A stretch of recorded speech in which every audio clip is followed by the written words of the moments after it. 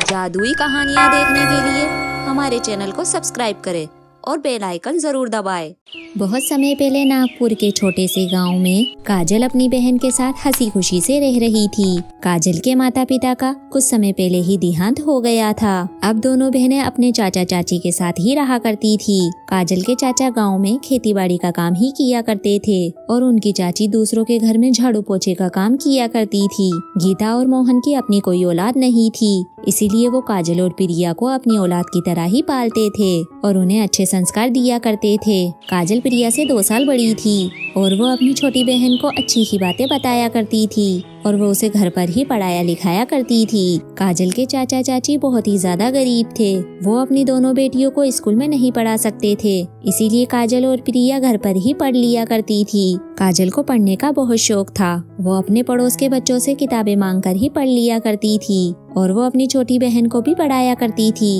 ऐसे ही दिन बीत रहे थे। एक दिन मोहन प्रिया और काजल को अपने पास बुलाता है। सुनो मेरी प्यारी बच्चियों, तुम्हें तो पता ही है कि तुम्हारे चाचा खेतीबाड़ी का काम करते हैं और खेतीबाड़ी करने की वजह से मुझे अच्छा मुनाफा नहीं हो पाता है, इसीलिए तुम्हारे चाचा तुम्हें स्कूल नहीं भेज पा रहे हैं। लेकिन मेरी प्यारी बच्चियाँ, तुम दोनों बहुत ही ज्यादा होशियार हो। चाचा जी, हमारी चाची हमारी माँ के समान है और हम उन्हें निराश कभी नहीं कर सकते और ना ही आपको निराश कर सकते हैं। आप दोनों तो हमारा सगे माँ बाप की तरह ही ध्यान रखते हैं। आप कभी भी हमें हमारे माता पिता की कमी महसूस नहीं होने देते हैं। हाँ चाचा जी, दीदी एकदम सही कह रही हैं। चाची जी हमें बहुत ही ज्यादा टेस्टी खाना बनाकर खिलाती हैं और आप हमारा इतना ध्यान रखते हैं। मेरी प्यारी बच्चियाँ कितनी समझदार है। मैं कोशिश करता हूँ कि तुम्हारा एडमिशन अच्छे स्कूल में करा सकूँ। मोहन के इतना कहने पर ही काजल और प्रिया बहुत ज्यादा खुश हो जाती हैं। लेकिन काजल सोच में पड़ जाती है। वो सोचती है कि अगर उसके चाचा स्कूल में उन्हें पढ़ाने लगेंगे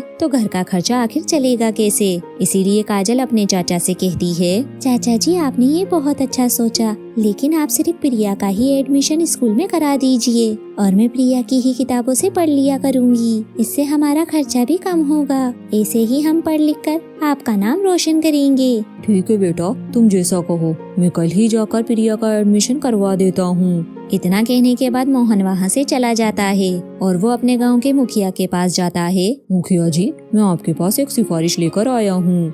मेरी 2 बच्चियाँ हैं, मैं उनका एडमिशन स्कूल में करवाना चाहता हूँ। मैं चाहता हूँ कि उनका एडमिशन एक सरकारी स्कूल में हो जाए। मेरी दोनों बच्चियाँ पढ़ लिख कर इस गाँव का नाम ही रोशन करेगी। ये तू कैसी बातें कर रहा है मोहन? बिटिया स्कूल में पढ़ने के लिए नहीं बल्कि घर के काम करने के लिए होती है, ताकि वो ससुराल जाकर तेरी नाक ऊंची रख सके। मुखिया जी, घर के काम सिखाना और करना तो ये तो बाद में भी हो सकता है। मैं अपनी दोनों बिटियों को पढ़ाना चाहता हूँ ताकि हमारा देश का भविष्य अच्छा हो सके। मोहन, ये तू कैसी बातें कर रहा है? तू पागल हो गया है? आखिर लड़कियों को पढ़कर घर का काम ही तो करना है। मुखिया जी, मैं तो बस आपके यहाँ मदद मांगने आया हूँ। अगर आप मेरी मदद कर सके तो कल ही मैं अपनी दोनों बच्चियों को स्कूल भेज पाऊंगा। मेरा तो बस समझाने का काम था। अगर तू चाहता है कि मैं सरकारी स्कूल में पढ़ाने की इजाजत दे दूं तो मैं तैयार हूँ। मैं तो बस तुझे समझाने की कोशिश कर रहा था। आगे चलकर तुझे इसका परिणाम खुद ही भुगतना पड़ेगा। मुखिया के इतना समझाने के बाद भी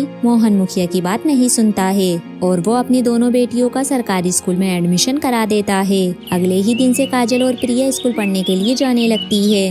दोनों बहनें बहुत ही ज्यादा समझदार थी। वो अपने चाचा चाची से फिजूल की डिमांड नहीं करती थी। वो उनके साथ ही रूखा सूखा खाकर हंसी खुशी से रहती थी। ऐसे ही कुछ सालों बाद दोनों बहनों की पढ़ाई पूरी हो जाती है। अब काजल और प्रिया बड़ी हो जाती है। अब उनकी चाची को घर का बिल्कुल भी काम करना नहीं पड़ता था। काजल और प्रिया ही घर का सारा काम संभाल लेती थी। इस वजह से उनके चाचा चाची बहुत खुश रहा करते थे।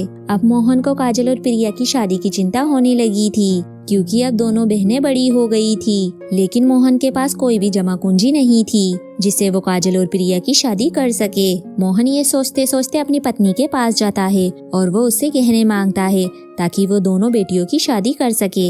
ये सारी बातें काजल सुन लेती है और वो अपनी चाची के गहने चाचा जी को बेचने नहीं देती है। चाचा जी, ये गहने चाची के हैं, आप इन्हें मत बेचिए।